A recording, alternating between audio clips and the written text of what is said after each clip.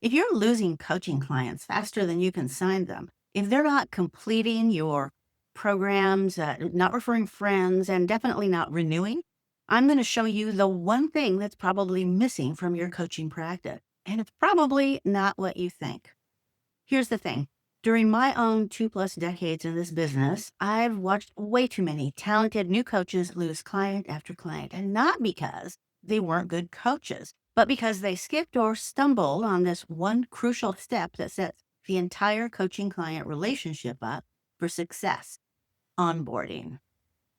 Hey, Coach, I'm Ronnie Noyes, and I've been coaching for over 20 years. I'm also a former instructor at the International Coach Academy, and I've seen this same pattern destroy promising coaching careers over and over again. And I don't want it to happen to you.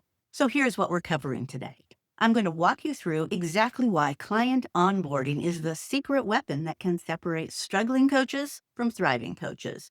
You'll get my proven onboarding strategies that turn new clients into raving fans, plus the 2 non-negotiable actions you must take with every single new client, and 5 bonus strategies that'll have your clients bragging about you to everyone they know. And hey, if you're building your coaching practice right now, you'll find tons of great help on this channel because I share the smart ideas I wish I'd known as a new coach. Hit that subscribe button and let's dive in. Let me paint a picture for you. You land a new client. Time to celebrate, right? You're excited, they're excited, money's been exchanged, and then cricket. They miss their second session. They don't do their field work. By week 3, they're making excuses, and by month 2, they've ghosted you completely. Until they text you asking for a refund because they're not ready for coaching right now. Sound familiar? I hope not. But this situation is surprisingly common. Here's what most coaches think is actually happening. They think, oh, the client isn't committed, or the client wasn't ready for change, or it wasn't a good fit. But here's the truth. It's usually none of those things, because you would have noticed that stuff in the sales process. If you didn't, either you overlooked it, or that's not actually the problem. There's an old proverb that goes, a good beginning makes a good ending. Your clients are struggling because you didn't set them up for success from day one. You didn't onboard those clients properly. Look, I get it. You're focused on the coaching part, the transformation, the breakthroughs, the results. But here's what I learned the hard way. If you don't nail the onboarding process, you'll never get to do the deep work you love because your clients won't stick around. So what exactly is client onboarding? It's the process of welcoming new clients into the coaching relationship, answering their questions and concerns, and making sure they get what they paid for so they feel amazing about their decision to work with you. Deming said, profit in business comes from repeat customers, customers that boast about your product or service and that bring friends with them. And that's exactly what good onboarding helps create. An effective onboarding process does some pretty amazing things. It creates a positive first impression, eliminates that new client overwhelm by giving them a clear path to success, builds trust, manages expectations, and here's a big one: it reduces turnover, no-shows, and dropouts. That's cool, but here's what really gets me excited. Good onboarding boosts your client's confidence in their potential for achieving results with you.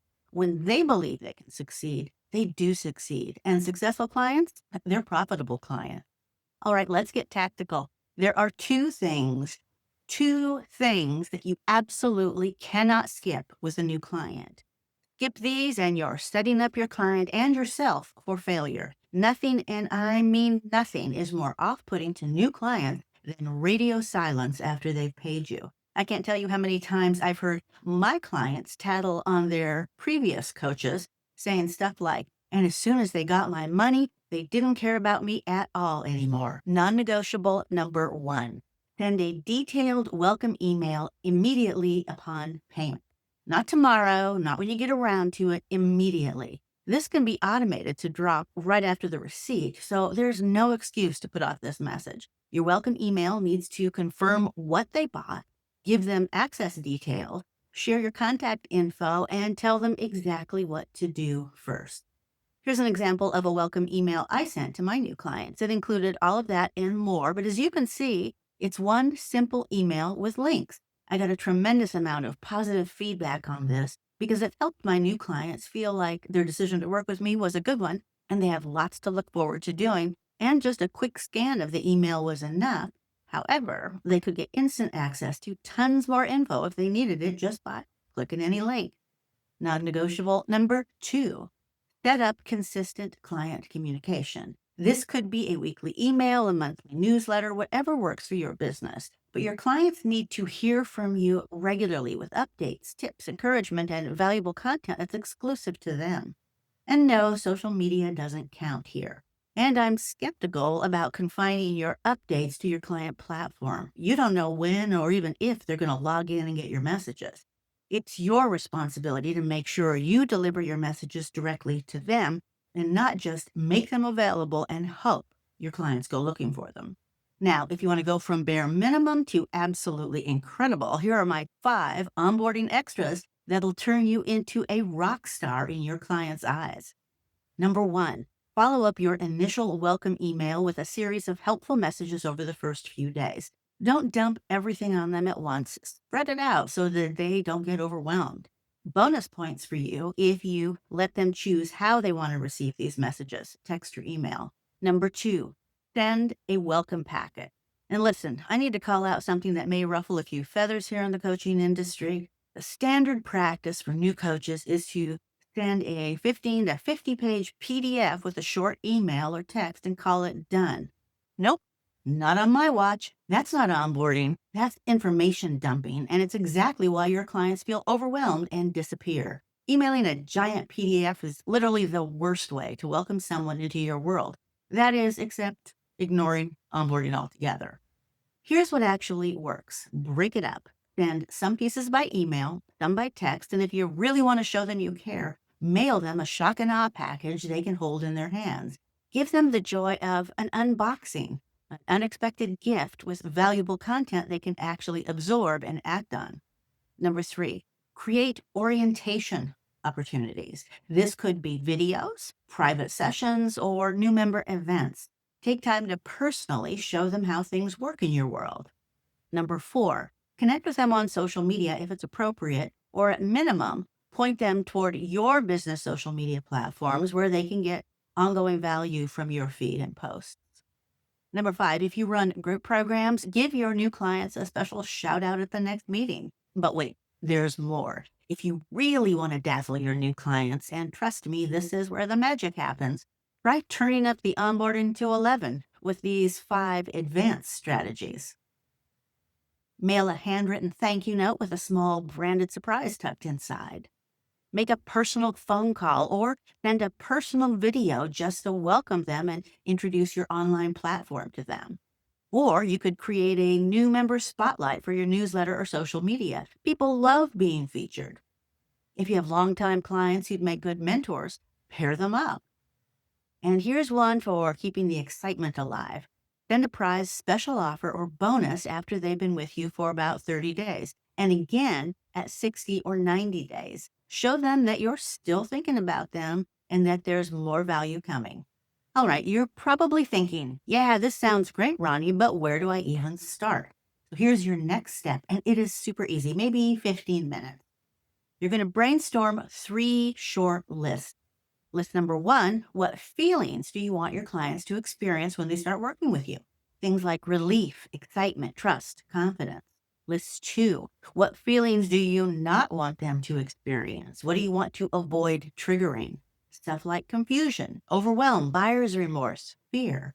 List 3, what tools and information do your clients need from you to be successful? What will support your clients' positive experience, promote use and participation, increase their satisfaction with your service, retain their goodwill, and whatever else is important to you?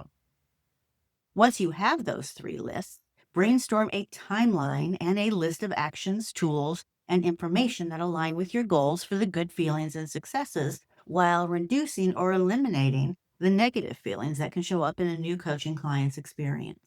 I've shared a few ideas today, but there are dozens more that could work for you. Now, my personal list includes 48 ideas for onboarding. Obviously, I didn't use all of these for every client, but having these ideas on paper and a visual map so I could see the process really helped me come up with some great onboarding sequences for my different packages and programs. Here's a peek at the little tool I created to map out the process, including the number of contacts, the timeline, the messages, and the delivery methods. Once you've got your ideas on paper, you can create the elements you want, then write up your process so you do it consistently, every time with every client. And if you take my advice, I recommend start using it immediately. If this is already overwhelming to you, start with the two non negotiables we talked about earlier. You can build on those later, but do start getting your onboarding game together, even in its most basic format, immediately. Gary Ryan Blair said it perfectly: success in any endeavor does not happen by accident. Rather, it is the result of deliberate decisions, conscious effort, and immense persistence, all directed at specific goals. Your client onboarding process is one of those deliberate decisions that can transform your entire coaching practice. Start with these two non negotiables, add in a few extras that align with your vibe and your goals, and watch what happens to your client experience, compliance, retention, referrals, and satisfaction. Wouldn't that be cool? Spoiler alert, it totally is. Hey, coach, if this was helpful, hit that like button, subscribe if you haven't already, and drop a comment telling me which onboarding strategy you're most excited to try. I read every single comment and love hearing from you. Thanks for watching today. I'm Ronnie Noyes, reminding you that today is a great day to be a coach.